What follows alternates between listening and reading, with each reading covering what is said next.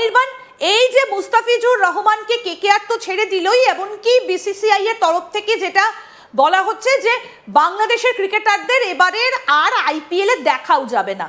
ইতিমধ্যেই যে বিষয়টা সামনে এসেছে, আমি তোমার কাছে একটু সংক্ষেপে জানতে চাইবো। একেবারে দেখো, এই মুহূর্তে দাঁড়িয়ে একটা ইনফরমেশন এবং ব্রডকাস্টিং যে ডিপার্টমেন্ট, সেই ডিপার্টমেন্টের তরফ থেকে স্পষ্টত একটা নোটিশ দেওয়া হয়, নোটিশ জারি করা হয়, এবং সেই নোটিশে একেবারে লেখা রয়েছে, এবং নোটিশে লেখা রয়েছে যে মুস্তাফিজুর রহমানকে বাদ দেওয়ার কারণে কিন্তু আমরা এই মুহূর্তে একেবারে বাংলাদেশে এই যে আইপিএল এর সম্প্রচার শুধু নয়, আইপিএল এ ম্যাচ সংক্রান্ত, আইপিএল ইভেন্ট সংক্রান্ত যে কোনো বিষয়ে আমরা এই মুহূর্তে সেটাকে ব্যান করছি।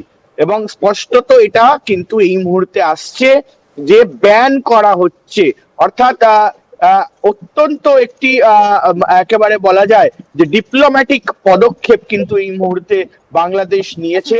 কারণ ইতিমধ্যেই আমরা দেখেছি যে মুস্তাফিজুর রহমান, তাকে নিয়ে বিশেষ অনেক ধরনের কথা হয়েছে। আমরা এটাও দেখেছি যে বাংলাদেশ ক্রিকেট বোর্ডে শেষ একেবারে 24 ঘন্টায় তিনবার বৈঠক হয়েছে, এবং শুধু তাই নয়, এমনটাও শোনা যাচ্ছে, এমনটা স্পষ্টত বোঝা যাচ্ছে যে কোথাও গিয়ে যে বাংলাদেশের যিনি চিফ অ্যাডভাইজার, অর্থাৎ একেবারে মোহাম্মদ ইউনিস, তিনিও এর মধ্যে যুক্ত। তার পাশাপাশি কিন্তু আসিফ নজরুল, স্পোর্টস অ্যাডভাইজার, তিনিও এর মধ্যে যুক্ত। এইভাবেই কিন্তু এই মুহূর্তে সরকার কোথাও গিয়ে কিন্তু হস্তক্ষেপ করে এই পুরো বিষয়টাকে চিঠি লিখেছেন। অনির্বাণ একটা চিঠি লিখেছেন, আমি প্রোডাকশন টিমকে বলবো সেই চিঠিটাও একটু দেখানোর জন্য। দেখো স্বপন, অনির্বাণ যেটা বলছেন, যে দেশটা খেতে পায় না সে দেশ নাকি আবার ভারতের বিরুদ্ধে আইসিসির কাছে নালিশ করে তারা নাকি আবার ব্যান করবে। এবং ইন্দিরা দেখো, খুব মানে আশ্চর্যের একটা বিষয় হচ্ছে যে এই যে সরকারটা আমাদের মানে বাংলাদেশের যে সমস্ত বন্ধুরা বা ভিউয়ার্স যারা দেখছেন, তারা আমাদেরকে গালমন্দ করে দেওয়া শুরু করেছেন, আমি জানি মেজরিটি তাই করছেন, কিন্তু একটা বাস্তব কথা ইন্দিরা, এই উপদেষ্টা সরকারের এই এখতিয়ারটাই নেই যে ভারতের আইপিএল বা এই ধরনের কোনো সিদ্ধান্ত নেওয়া, ব্যান করা। এই মানে বাংলাদেশের যে সংবিধান তাদেরকে এই অনুমতিটাই দেয় না। এবং বাংলাদেশের সংবিধান অনুযায়ী অন্তর্বর্তী সরকারের কাজ হচ্ছে গিয়ে অন্তর্বর্তী সরকার শুধু তদারকি করবে কয়েক মাসের জন্য। ভালো করে মনে করে দেখুন, বাংলাদেশি বন্ধুরা যারা আপনারা এক্ষুনি গালমন্দ করছেন আমাদেরকে, তাদেরকে বলে রাখি যে আপনারা ভালো করে বুঝুন ব্যাপারটা। কারণ এই উপদেষ্টা সরকারের মেয়াদ ছিল 3 মাস থেকে 6 মাসের মধ্যে সরকার গঠন করে দেবে, একটা গণতান্ত্রিক পদ্ধতিতে নির্বাচন হবে এবং তারপরে তারা বেরিয়ে যাবে। এবং দেশের কোনো রকম গুরুত্বপূর্ণ সিদ্ধান্ত নেওয়ার এখতিয়ার কিন্তু এই উপদেষ্টা সরকারের নেই। আমি এই ব্যান্ড বা এগুলোতে পরে আসছি বিশ্লেষণে। উপদেষ্টা সরকারের যে এই কাজটাই যে একটা মানে অবৈধ একটা কাজ, সেটা কিন্তু পরিষ্কার করে বলে রাখা ভালো। এবং আপনাদের আরো একটা জানিয়ে রাখি যে যারা এই মুহূর্তে আমাদেরকে গালমন্দ করছেন, তাদেরকে বলি, তাদের মানে কাটা ঘায়ে একটু নুনের ছিটের মতন বিষয়টা হচ্ছে যে আপনাদের দেশে এখনো কিন্তু প্রধানমন্ত্রী শেখ হাসিনা, উনি কিন্তু সাবেক প্রধানমন্ত্রী নন, তিনি কিন্তু আপনাদের দেশের প্রধানমন্ত্রী। তিনি দেশত্যাগ করতে বাধ্য হয়েছেন, সেটা আলাদা বিষয়। ওই মেটিকুলাসলি ডিজাইনড একটা আন্দোলন করা হয়েছিল প্রফেসর ইউনূসের বক্তব্য অনুযায়ী।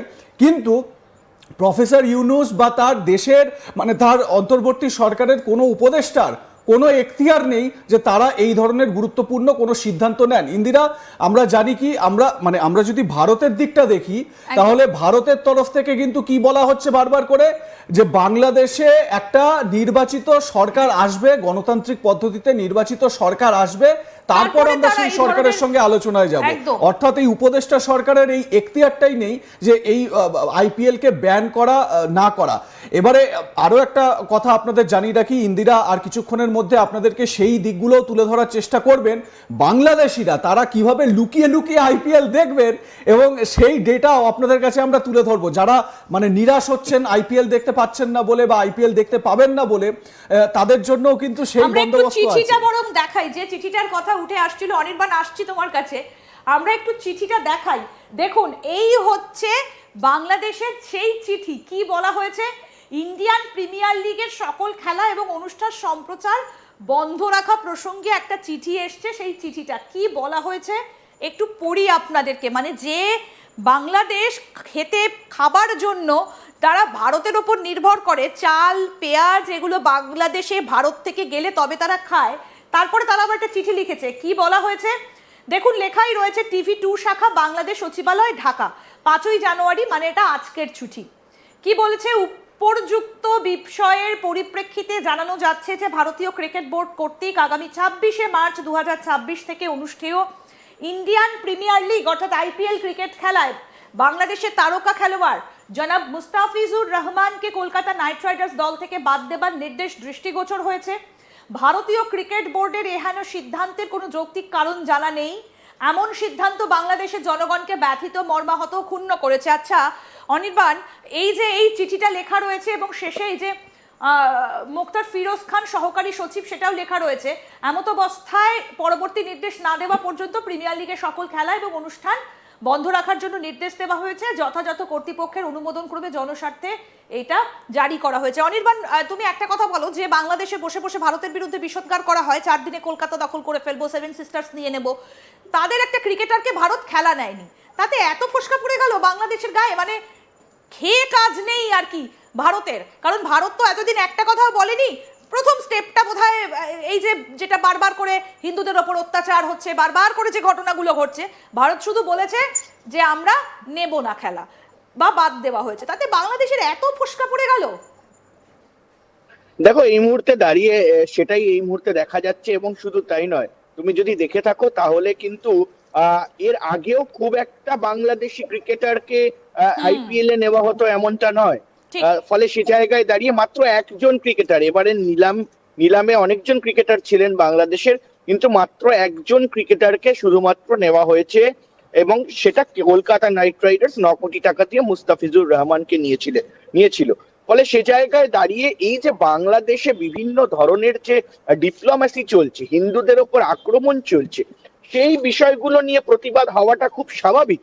এবং দিনের পর দিন যে অত্যাচার করছে, বসে আমরা বিভিন্ন সময় কাগুজে বাঘের গর্জন নিয়ে আলোচনা করতাম, মানে এটা কাগুজে বাঘের দেশের গর্জন আর কি একেবারে। এবং তার পাশাপাশি দেখো যে অরাজকতা এই মুহূর্তে বাংলাদেশে চলছে, তারপরে একেবারে সঠিকভাবেই কোথাও গিয়ে কিন্তু এই সিদ্ধান্ত নেওয়া হয়, এবং এই সিদ্ধান্ত নেওয়ার পর কিন্তু দেখা যাচ্ছে যে বাংলাদেশ কিন্তু ক্ষোভে ফেটে পড়ছে, দুঃখে একেবারে মর্মাহত হয়ে পড়েছে তারা। এবং এই যে চিঠি, সেই চিঠিতে লেখা রয়েছে যে তারা মর্মাহত, তাদের বুক ভাঙা কান্না এই মুহূর্তে বেরিয়ে পড়ছে। পদ্মা নদীর জলস্রোত বেড়ে গেল, হয়তো এই কান্নার জল মিশে গিয়ে পদ্মা নদীতে জলের পরিমাণ বেড়ে যাবে একেবারে।